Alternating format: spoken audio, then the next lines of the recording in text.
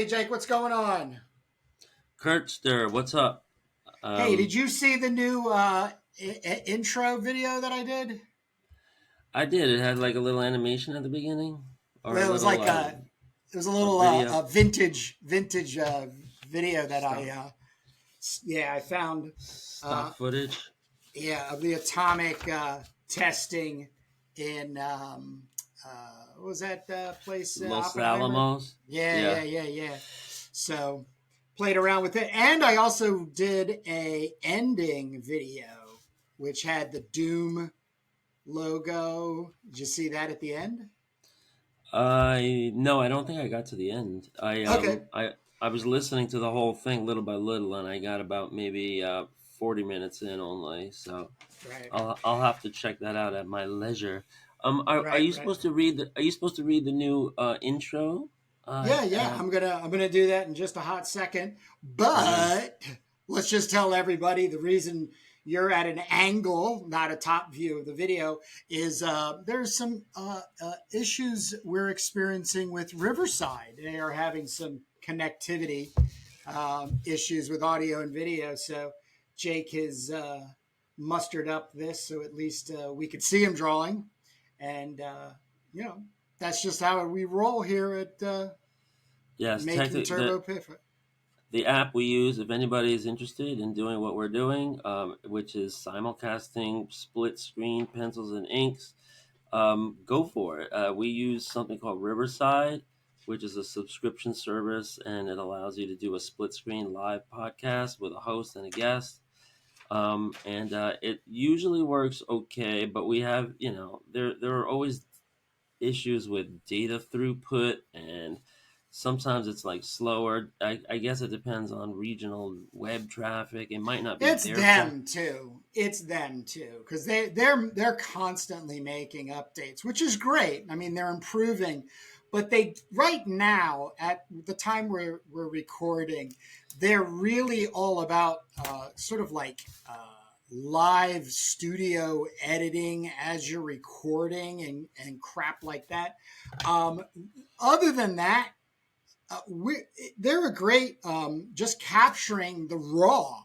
That's all we're doing. You have a raw video and I have a raw video, and they most likely match. And then I use a video editor called Open Shot, and I just edit it from there. So, but they're trying to keep everything inside the app, which is fine. But we like to be a little fancier than the everyday. Yeah, some people might, there are other tools for sure. Like you can record Zoom calls nowadays. If you Oh hit the yeah. record button, it'll live stream it up to the local Zoom, server, Yeah, I and think then that's also Riverside's fear is that there's just too much free options out there.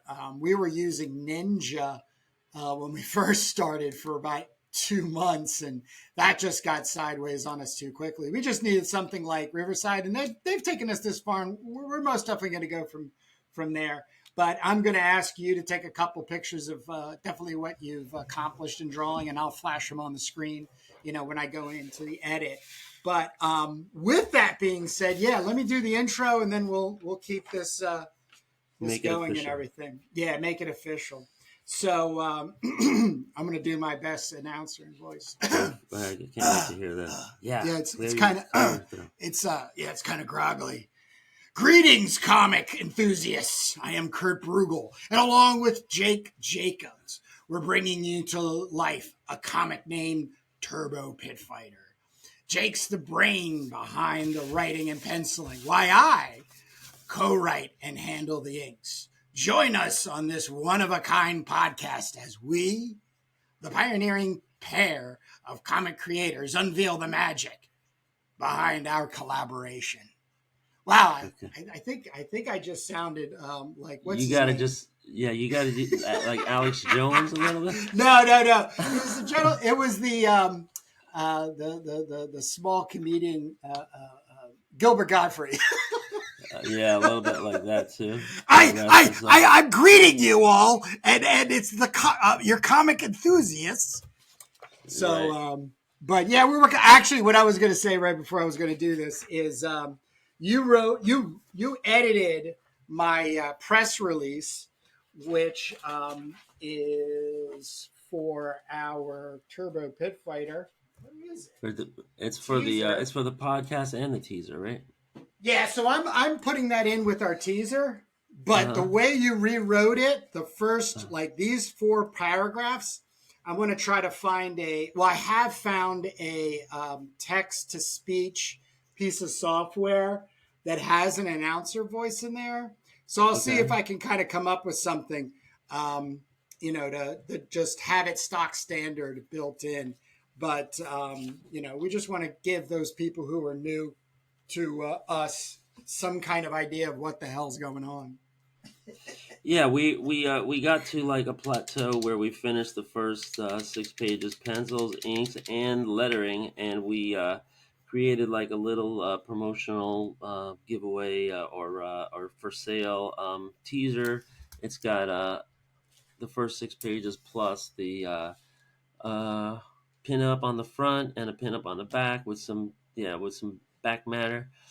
And this is just the beginning. The next teaser will be a little farther along, maybe 12 pages, with some covers and pinups, and then we'll keep going until we finish the whole story, which I think we have 28 pages planned or 30 pages planned, something like For that. issue And one. Yeah, yeah, issue one. for issue one, I'm working on issue two here. I know this one's going to be 32 pages, but this is the process, and we're selling that now. So we have a press release that talks a little bit about the podcast and how novel it is for two guys or two people to be making a comic live on the air, which we do each week. So we'll try to do a story update in this episode, and then we also talk about whatever interesting things happen that week in the world of indie comics or the world of pop culture, and maybe we'll even get into an argument. We have some technology issues, that are plaguing us today, but whatever's on our mind, basically, as we draw, and you can see panel by panel, um, scene by scene, what's happening in the comic, and you can go back and binge all the issues going all the way back to May 15th of last year, 2022, is when we started. So this is something that we hope others will start doing too, because it's cool to kind of hang out together and make comics, and in real time. This is kind of like the pace of it for us. I mean, maybe some people that are on a deadline, are working quicker, but because I've been there, but we can take our time because we're basically just weekend warriors. I'm an art teacher, and Kurt, has a real job, and we got families and all that stuff. So that's kind of taking you up to the point of, I guess we could do a story update. And what else? Oh, I had something else I wanted to mention that I didn't get to talk about last week. Um, more. I have a note here, and it just says Marvel. So Oh, great. that wasn't helpful. Marvel what? I think Oh, I boy. forgot what I was going. Oh, I know what I was going to talk about. Yeah. Yeah. It is Marvel, but it's not. Yeah, you can see in Kurt's voice, he's like dreading, Oh, God, because another. I have Another. that reaction. I have that same reaction for any Marvel comics that were made like from the '80s on. Really, I'm just like, there's not much there for me, in Marvel print comics. I do guiltily admit to liking some of the movies, but that's only because I'm comparing them to all these other bad movies that I'm watching, and there's also Marvel movie fatigue, MCU fatigue that a lot of people are talking about now. Um, but what I wanted to talk about, ready for this, Kurt, Yes, is yes. I might have brought this up before in passing, but the Marvel in 1966, Marvel's was just off the ground. Remember, Fantastic Four #1 comes out in 1961, and then it's followed up by the Hulk and Iron Man and Thor, Captain America, Avengers. So by 1966, they had these cool characters, definitely doing the best comics out there. They were growing very fast, but Stan Lee had his eyes on uh, movies and TV, and he thought these characters would be great for the big screen or the little screen. And so the Saturday morning cartoon, um, you know, uh, scene was definitely in full swing with, you know, uh, all kinds of animated offerings. A lot of people don't know, Flintstones and Flintstones and some of the real early series. Flintstones was not a Saturday morning cartoon. Flintstones came on the air on Sunday nights, just like The What? Simpsons. What Yeah. year? What year are you Well, what? talking? Yeah, when 50s? the Flintstones, yeah, it was black and white at the beginning, and then they went to color. So it's probably right there, the late 50s, early 60s.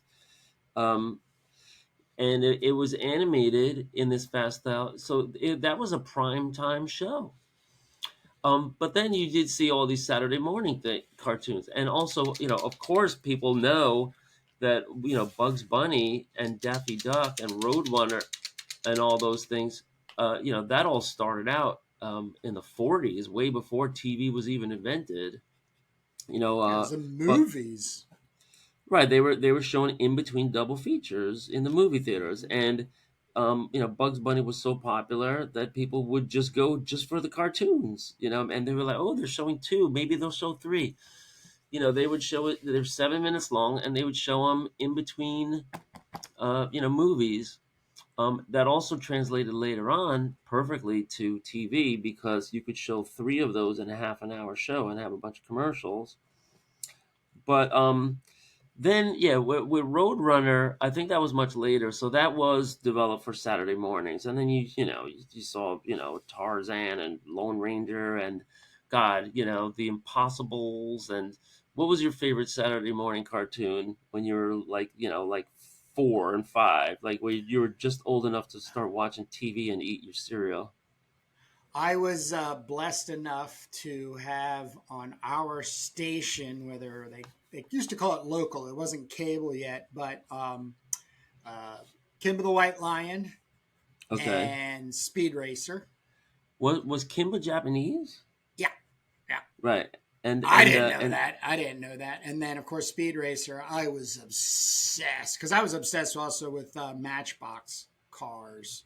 right, So, but Speed Racer, kids might have not realized, but Speed Racer was a Japanese import yep, that was just translated for the English markets.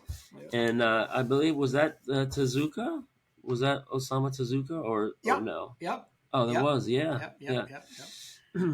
Yeah, so well, Saturday morning cartoons were produced just for kids.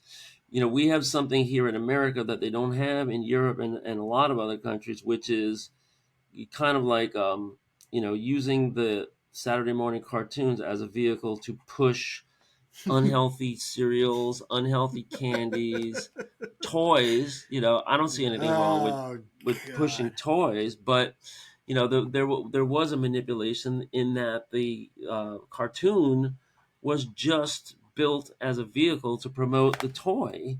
Which they would try to sell, and you would see commercials for the toys, and the tie-ins, and because after a while, when you get to the '80s and the '90s, the networks are basically just, instead of paying money to create a cartoon and paying a production company, they were just accepting money for the airtime. And you would have cartoons like Transformers or GoBots, whatever the toy that was being sold. He-Man! He-Man, the G.I. Micronauts, right? Joe! G.I. Right, Joe. GI Joe. Yeah, you had all these toys being sold, And if it wasn't a toy, there was some other kind of merchandising tie-in.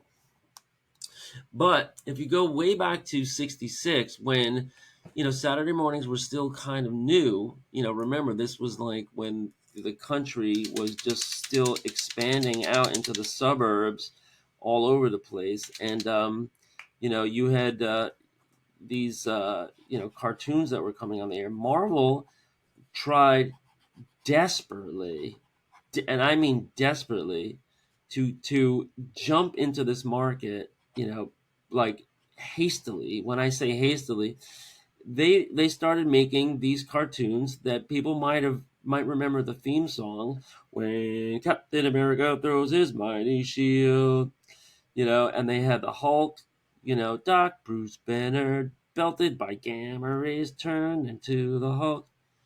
And glamorous. I don't know, something like that. And That's awesome. and these were the most cheaply produced cartoons you ever saw. They're so pathetic. They basically took the comics and cut them out with a scissor, right? And they were taking Jack Kirby original art and just like chopping it up with an X-Acto knife. And then they would have a guy say, "Oh, he's going to move his arm." So then they would like chop off the arm and they would draw a separate arm and they would put in the separate arm. And like it was that bad, it was real shortcut animation. You can still find these on YouTube. They did the Submariner, they did Thor, they didn't do Spidey. They did the Avengers. They had these guys meeting up. Definitely like the Hulk, Thor, Captain America, and Iron Man. So I wanted to talk about them because you know they are fun to look at today because they're campy now, and you just can't believe how low the quality standards were. um, but it was showing the rush for Stanley and Martin Goodman to try to rush something out to get on TV. And I don't remember. I think they were on. I don't think they were on network TV. I think they were on local TV. Um, I'm a little fuzzy on that because I was only a little. I mean, I was just born in 1966. But these things were airing because that's they did they did get into our brains, those songs. But I think they were on local channel 5 and local channel 11, maybe local channel 9. I don't think they were on the networks. They didn't have too much prestige around them, and they were only made for a short time. There's got to be there's somebody's got to do like a documentary on that production, or maybe there's a good YouTube video on it that I haven't really I'm fished sure there around. is. I'm sure Yeah. there is. Yeah, but I mean, what you want to know is like, what's the backstory? Like, you want to hear like from the Saul Brodskis of the world, and all the production people, because how did that? I mean, the voiceovers are actually pretty pro, and they did have some musical, some musical production doing those, not just the theme songs, but also the musical beds, the behind all the action. um, so I don't know what the budgets were. I imagine very, very low. They did not invest very much in the art, and it was just like a version of your comics on TV. But you know, yeah, maybe you can show like a screenshot, for this. Oh, But I will. they're definitely worth mining, and because I think as a middle school teacher right now, I think kids in my class can produce artwork and animation at least at this quality level, and maybe you want to talk about the Japanese anime, because they really cut corners too. I mean, that's kind of like the It was the same style. thing. It was the same thing. They just had I I'm actually now starting to really realize why you and I why we are at core more different than alike, but as we grew up we intermingle because I did not have access to any of those Marvel Comics cartoons until Electric Company. And so Well, that was until that that was was then that was before Sesame Street. wait. So there was Electric a Company was showing. They were showing the Mighty Marvel superheroes. I don't know if it was that, but I know they had like a Spider-Man something. Yeah, That's they what's had. that's in the corner of my brain. But to get back to Yeah, the Japanese stuff, is as much as it was equally as campy, it was way, in my definition of developing as a cool into a cool teenager. Um, it just rang and resided with me because of the way the movement was, the sound effects, and the soundtrack. Like I could still take a second and play about 30 seconds in my mind, of the intro to Speed Racer. right. So Go Speed Racer, go. yeah. And I have to admit, even when I see those Marvel Mighty Hero cartoon thing, I cringe, and therefore it makes much more sense for you to become a Marvel because of just that indoctrination through television, as I am more into black and white manga, in maybe independent or Japanese or however you want to dice it up, comics and stuff. But Yeah, we you're. still Yeah, we still Curtis. come to a similar center. Yeah, Kurt is. I mean, yeah, maybe it's what we're allowed to Primed see on. on our We were local TV primed. stations. Yeah. Yeah, but Kurt became a lot more of a Japanophile than Yes. I did. Yes. You know, Yes. I see manga and anime, and I respect it. There's some stuff I like, but Kurt is just like gaga over this stuff. In a way that I'm and that's the 60s and 70s Marvels for me, because Yeah. that was Yeah. like my sweet spot when I was a kid. And I was definitely like hypnotized, mesmerized. I couldn't get enough. Hypnotized and mesmerized. um but I see these cartoons today. They have a very good purpose for showing them to kids, because today kids are completely inundated with every kind of technology and every kind of social media app and filters and everything. And when you I think when you want to encourage them to get into animation, you can just say, look, Marvel started out, doing some of the best print comics around, but look at their early animation efforts. And this that might have turned Hollywood off. Absolutely. In the books, in the Sean Howe book and the other Stan and Jack book that I'm reading, they talk about you know Stan Lee put an ad in Variety magazine, and they ran ads in Variety magazine saying, like begging. It was like, Marvel superheroes are the perfect vehicle for your next motion picture. The Hulk, Captain America, Thor, Doctor Strange, come take all of our stuff. We're just trying to make any kind of deal we can, any kind of tie-in deal, any kind of licensing deal. I mean, we spoke about the story where they sold the rights to make a Daredevil and Black Widow movie to Angie Bowie, of all people, for $1 on a napkin, and they went into like some concept photography, and nothing ever came of it. The reason why none of that stuff ever got off the ground is because the special effects were not there yet. But there were some early movies made. A lot of people don't know there was a Captain America movie made where he was riding on a motorcycle. There was a Thor movie made when he was wearing like a leather vest, and he had like a kooky hat on. There was a Roger Corman Fantastic Four movie made, low budget. That was like banned, and it's traded around at comic conventions to this day. Um, and and God knows what they did in other countries. There was a Spider-Man TV series that had like a 2-year run in Japan. And there is a great documentary about that on the Disney Plus Marvel channel that was definitely worth watching. It was amazing. They kind of like reinvented Spider-Man. But Stan Lee was doing his everything he could to try to get these characters into other media, and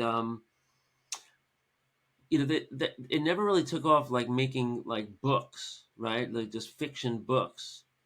I think maybe they did some of that stuff with Ta-Nehisi Coates later on.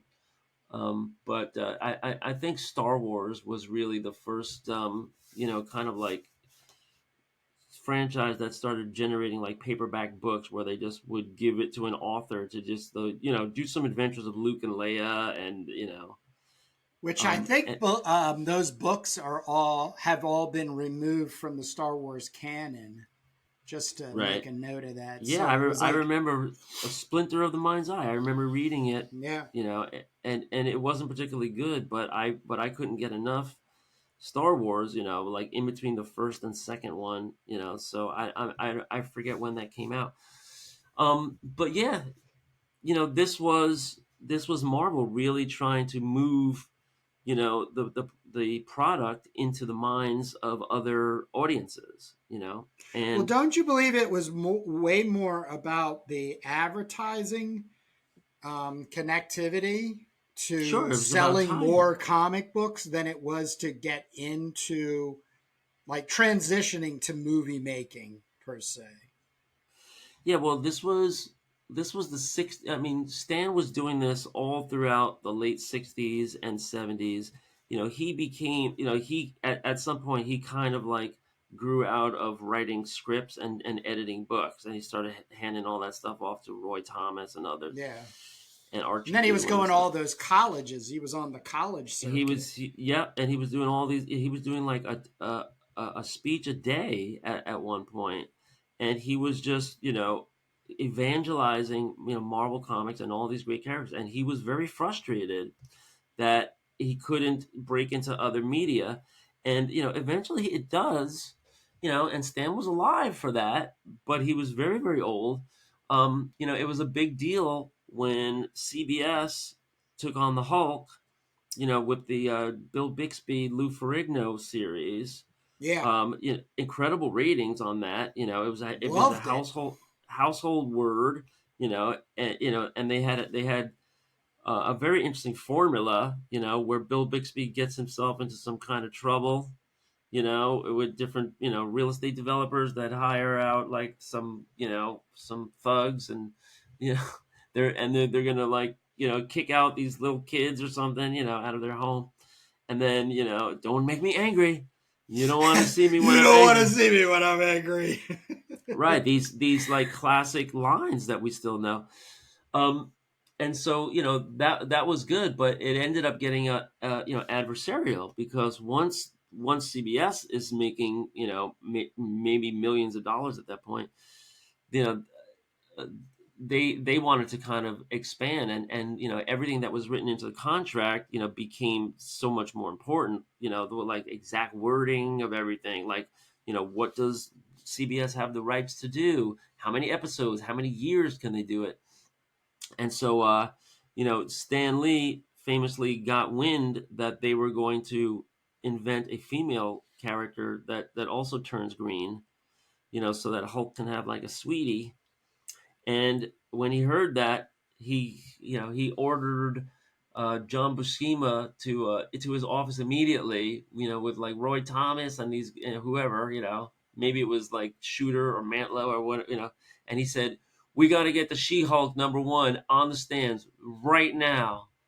And they just threw together a story, and they made it, and they put it on the stands only to block CBS from putting out the character to first, because at that point they would have owned it.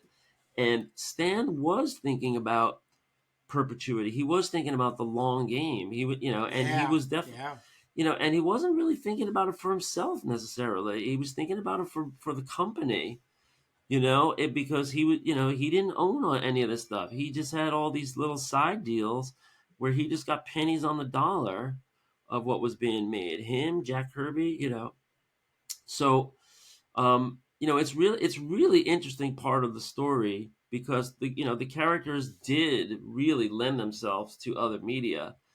And you know I'm still waiting I look at these Marvel animated early cartoons because I'm still waiting for the 2D animation, full length features or, half an hour TV. Maybe nowadays you would do it like on a Netflix thing.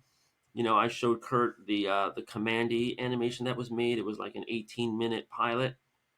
I think this is still yet to come because with all the elastic reality that we have now in movies because of CGI, you still need it to be even more elastic, right? Because it's just so expensive. And 2D animation, you're just drawing crap on paper, or cells or whatever. Now it's all just drawn on computer screen with a stylus. And I think the way to do it is to go back to the original comics and be a lot more faithful to them because big budget Hollywood movies, you always get these producers like saying, "Nah, let's make it a dog." It's like, wait a minute, this is called Werewolf by Night. Like, what are you doing?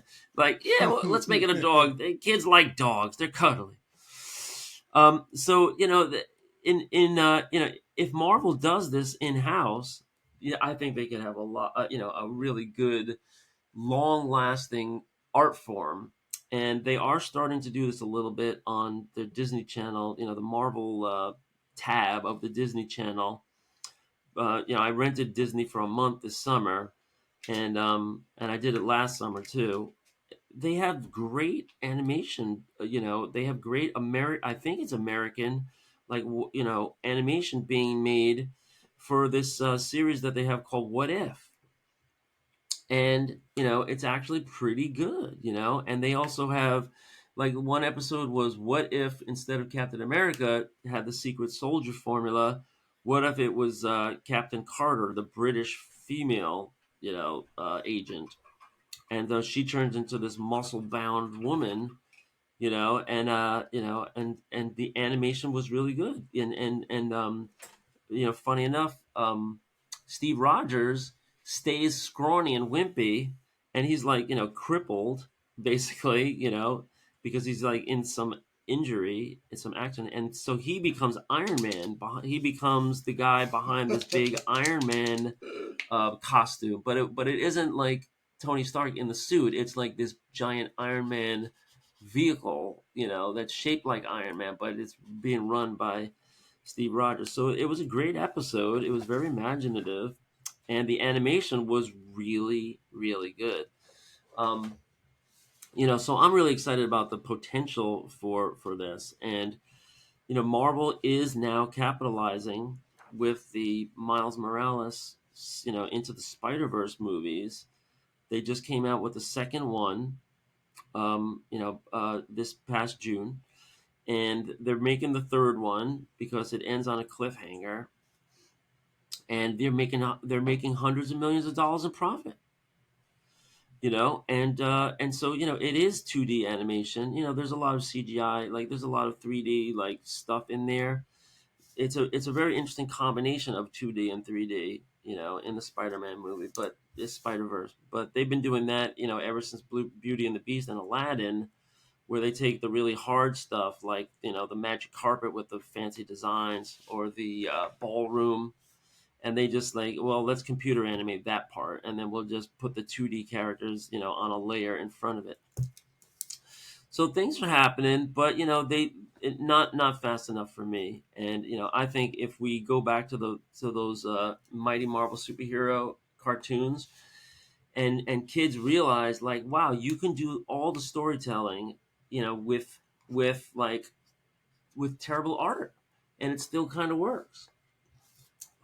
So you're seeing these motion comics, right, online.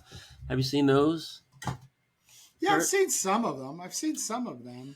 Right, and It, those are not official. I don't think those are official. I think those are like a fan made, versions of yeah. comic. Some of them might be official. Um, they're it's just like you're flipping through a comic, but you're like zooming in, zooming out, and then they do that thing where you take like the background layer and you isolate it, and so the foreground characters are just zooming in at a different zoom rate as the background, and it gives you that kind of spatial effect, and that gets you a long way in motion comics. What they're doing is they're either reading it aloud with a really good narrator, deep voice narrator, let's say, or they're acting it out, with voiceovers. And Well, you and it's I like got into doing that kind of stuff, at the turn of the millennium. I did two comic samples. One was Arzak, the first Arzak heavy metal comic. I did that. I scanned every panel and then basically traced the outlines on, and then rasterized it, and then colorized it, and then they found some what do you call it? Sound effects, some music, and of right. course, there's no talking. There's no talking. But I also did one for Sin City.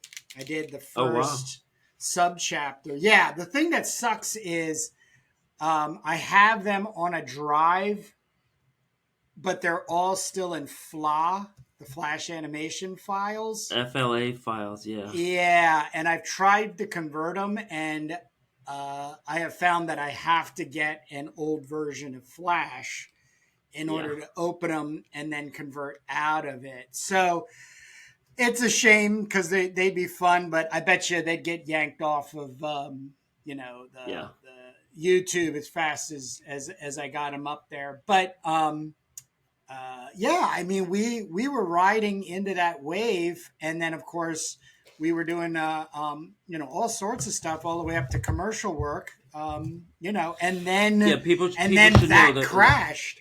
That crashed. Right. Well, it wasn't so much. I don't know if it was so much crash as it was sabotaged by Steve Jobs. People should know that we were Flash animators back during the tech bubble, and it was pretty lucrative work. Yeah. I know I did some cartoons called the Von Ghouls, which I later named my band after.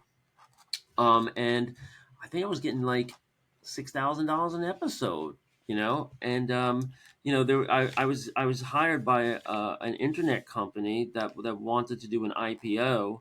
They were going to be called Takes.com, and they were, there were all these investors and everything. And the guy was a friend of the family.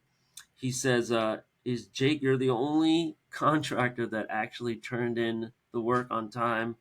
And I delivered a 3-minute episode, of the Von Ghouls, which was like a parody of the Saturday morning Scooby Doo cartoons. It was like these little ghouls. People can go online and see the episodes for free. Just put Von Ghouls in YouTube or There's a whatever. link You'll get down a in the lot. description. Yeah, well, you'll get a lot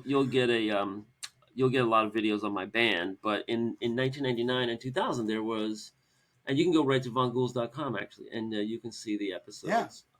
But I think you need the Flash player, so I converted them to QuickTime and put them on YouTube. I think both of them are there.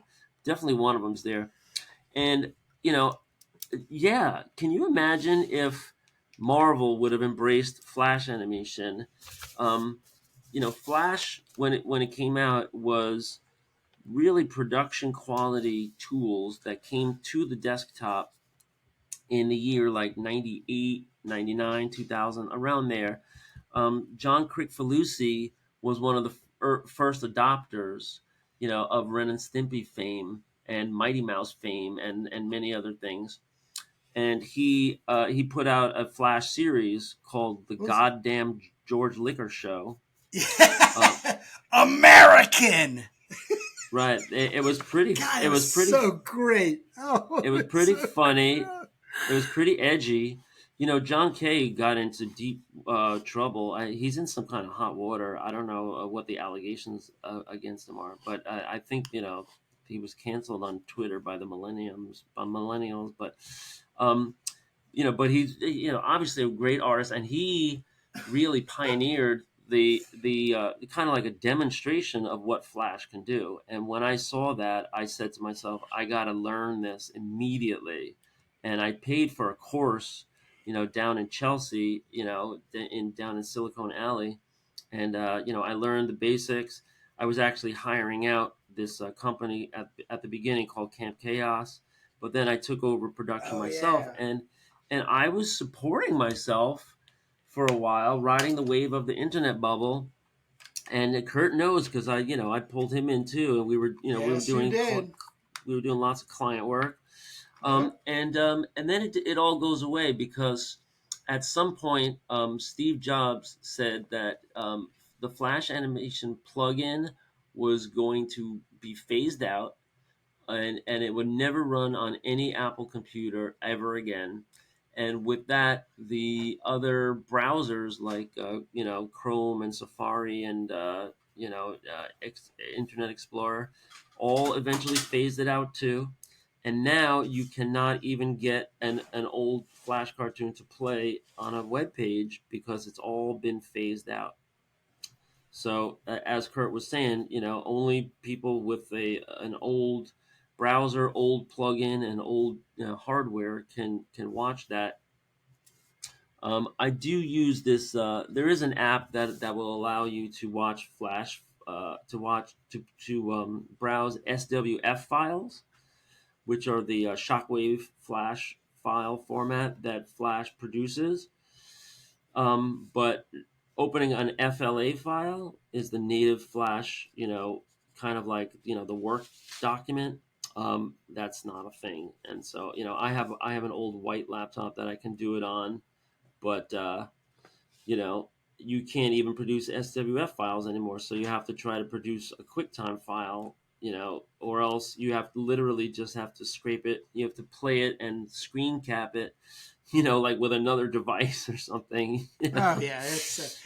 I had a couple. None of these. These were just some personal pieces I had on a VHS tape that I then had a Yeah, buddy of mine rip. But the quality, it was it just so suffers. Yeah, poor. Yeah, it's such a shame.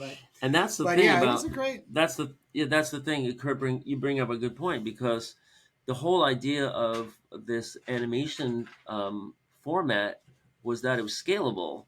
So if you made an SWF file, it's all vector based artwork. Yeah, They yeah, never rasterize it. And so, if you make a file and it's like, 320, dimensions, by 180, you could take that and just scale it up to the biggest, theater screen size, billboard, whatever you wanted, because it's all just vectors.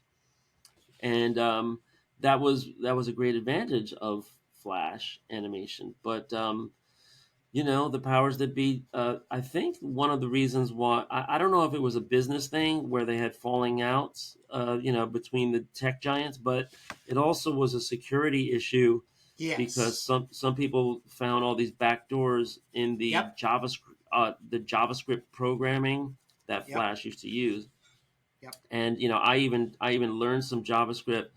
Oh man, if I would have like really learned JavaScript, yeah, your job prospects really go up. But yep. That's exactly what I happened was to just me too.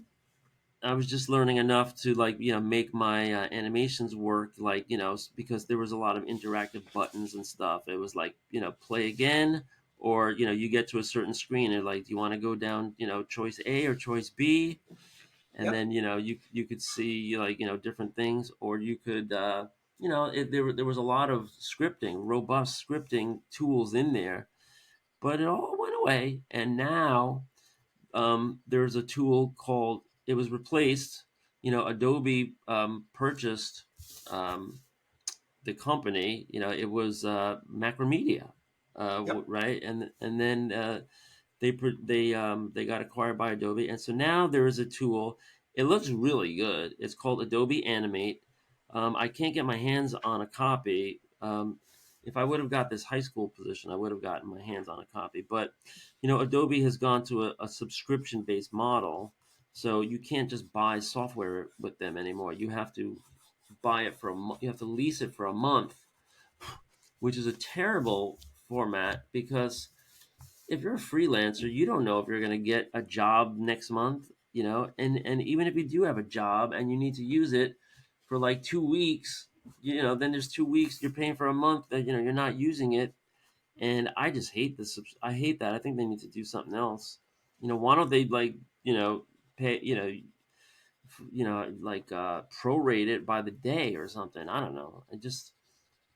Um, it's tough. It's tough because Adobe really monetizes very, very strictly their product now. And so, people might have some trouble getting their hands on a copy. In the old days, you would just be like, hey, I bought Adobe Flash. I bought, Macromedia Flash. Do you want a copy? Sure. Here, copy it onto my computer. Oh, no, I have a Mac. Oh, no, I have a PC. Oh, Right. so you have to buy a different version. But if you have a Mac, it's just like, here, take it. And what's the serial number? Here, I'll give you the serial number. Here it is. That's how it used to Hey, work. Jake, can we segue? Because we're at 45 minutes. We can go a little bit Yeah, longer, man. but I do have a question for you. So this is page 8 right here. I'm Yeah. kind of coming in. I'm kind of coming into a close, but we have this empty space that I have the suggestion to add the Duke poster. Now we did that in the Turbo teaser. It's very recessive. In other words, it's very hard to read. But it is our Easter egg. It's one of our characters that's an Easter egg in the Turbo. But I was thinking of doing my thing and getting kind of a light torn up version thrown in right here. What do you think? I think yes, but I wouldn't use the low res and just Oh, no, upsample no, it. no. I'm going to hand draw it in. I'm going to hand draw it in. I'm Yeah, going to do a and trace transfer. I'm just going and to do maybe it. you want Boop, to boop. repeat it.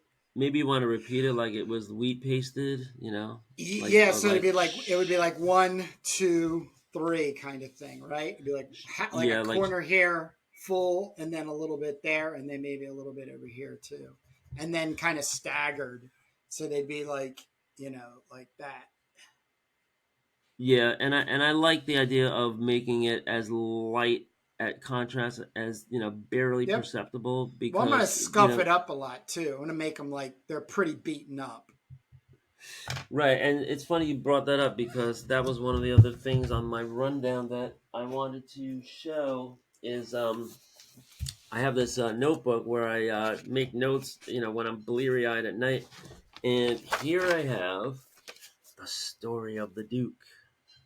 No. Um, so I came up with some stuff. Maybe you want to save this for next week's episode. Yeah. Yeah. Okay, so you'll remind me. Let's go over the story of the Duke. So this is kind of how I just I write out some notes in outline form, and then run it by Kurt, and then Kurt might have some ideas, and we just kind of workshop. So look forward to that in our next episode. And what else? You want to plug the teaser? Yes. Yes. Yes. Yes. So here we go. So we have completed the first 6 pages of the Turbo teaser. And then, as Jake said, we got this nice cover. They're printed on 11 by 17 cream color paper by me.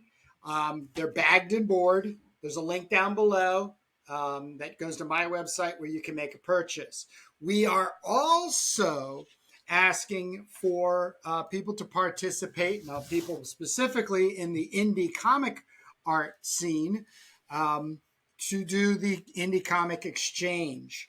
What that is, and we have for the next 3 weeks already scheduled with indie creators and those who are out there, preaching the word about indie comics, is that we'll send you a copy of Turbo Teaser. You send us a copy of your comic, and then we get you on our podcast and we talk about indie comics. We talk about making comics. We talk about how to get an audience, and we talk about the future of comics. In the next 40 minutes, our interview is going to be with Pat Higgins, and we're doing Pulp Bites. His trade Is it paperback. Pat Higgins or Pat Phil Higgins. Higgins? Oh, Pat Nope, Higgins. it's Pat. It's Pat. Okay. He's a local guy here in Wilmington, Delaware, and an old student of mine. So he's probably going to embarrass me by telling stories about going to classes on how to learn to draw comics with Kurt. But Yeah. then we have the return of Jason Sandberg for Jupiter. So Right. he had a very, very successful Indiegogo. So we're getting him to come on. He's going to share the ups and downs and trials and tribulations of doing an Indiegogo. So I'm actually getting a copy of the Turbo teaser out to him. And then the following, which is the 10th of September, a gentleman by the name of Dan Snoke, who's has his own channel called Rave Sensations.